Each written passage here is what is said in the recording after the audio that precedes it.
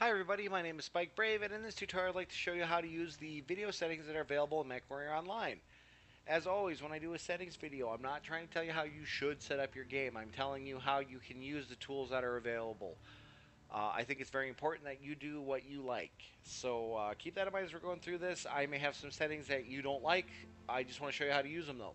So let's get to those video settings. To get there, we just come to the bottom right hand side here where it says settings. We click on that, and then we come over here in the navigation bar and we click on the one that says video. Then we have one display in the center that has some video settings in it. So let's talk about those. First of all, system specifications. If we click on that, we see custom, low, medium, high, or very high. And this has to do with the hardware that you're running. So if you have really good hardware, pick very high. If you have okay hardware, pick medium. And this will do some default settings for you if you're not sure how to fiddle all this stuff. Mine says custom because I fiddled my stuff. So that's how that one works. The next is screen resolution. And this is pretty standard in just about any video game. This is the resolution of your screen.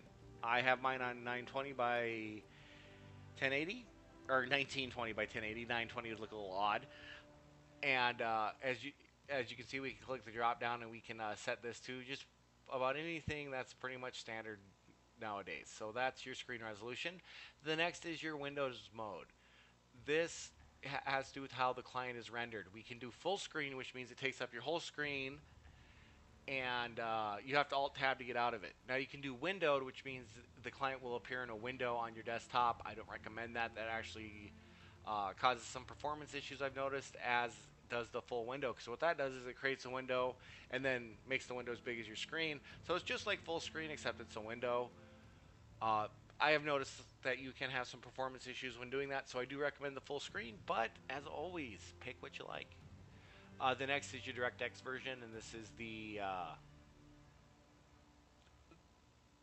way programmers interface with the graphic card hardware. So if your card supports it, I suggest that you use DX11 because I've noticed that the game performs much better under that mode.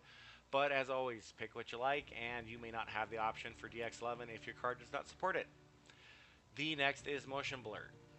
This is an effect that gamers use to make it, how do I want to say this, to disguise some imperfections that may occasionally occur.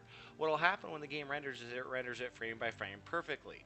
Sometimes things look a little odd, so they add this motion blur effect so everything gets blurry. I recommend turning this off because really what you're doing is you're rendering the same frame twice. Once to get the clear picture and then once to add the blur effect. I always turn it off. I don't think it looks that much different. It's just something that people add to make the game look more realistic sometimes. They do have an option for 3D. I don't have a 3D card, so I cannot use that, so it's just grayed out. I can't use it. If you do have a 3D card, you can turn it on. The next is Vsync, and what this does is it synchronizes the number of frames that the game is outputting to your monitor's refresh rate.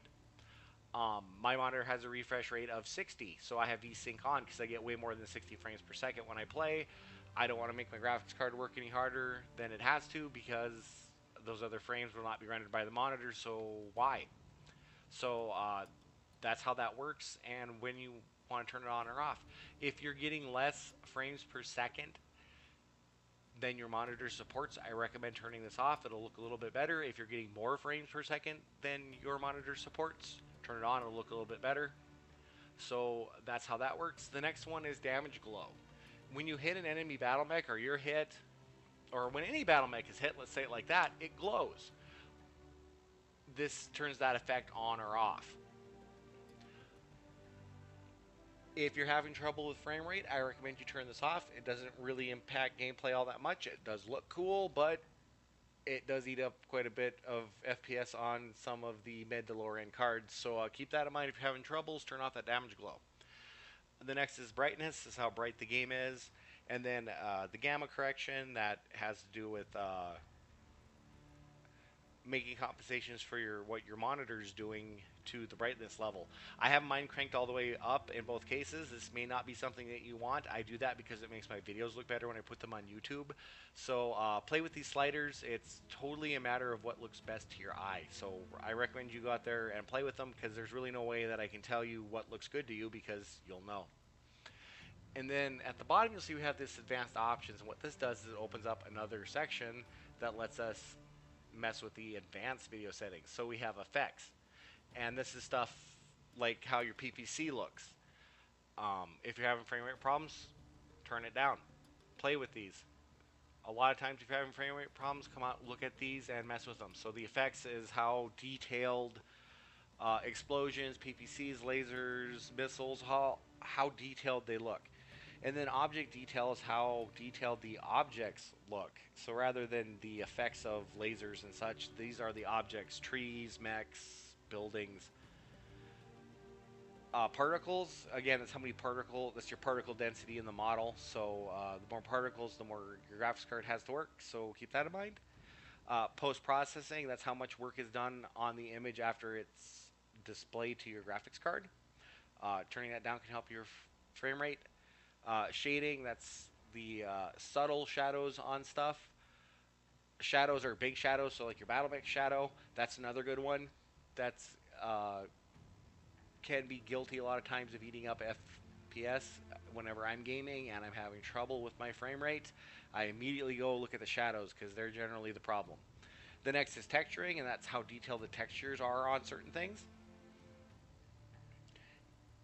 And then finally there's the environment, and that has to do with the sun, the lighting, and such. So these are another good set of options to mess with if you're having FPS problems, but this is where you find them all.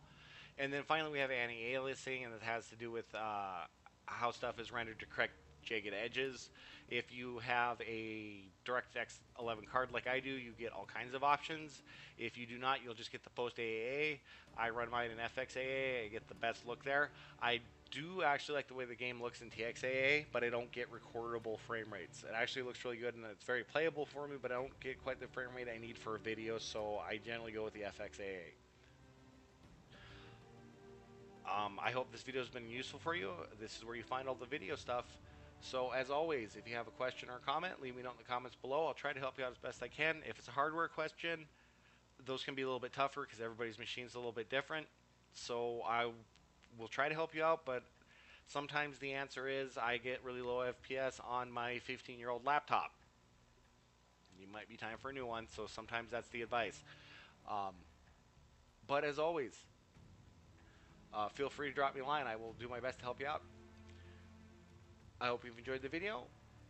Have great luck on the battlefield, and I hope to see you out there. Thanks a lot.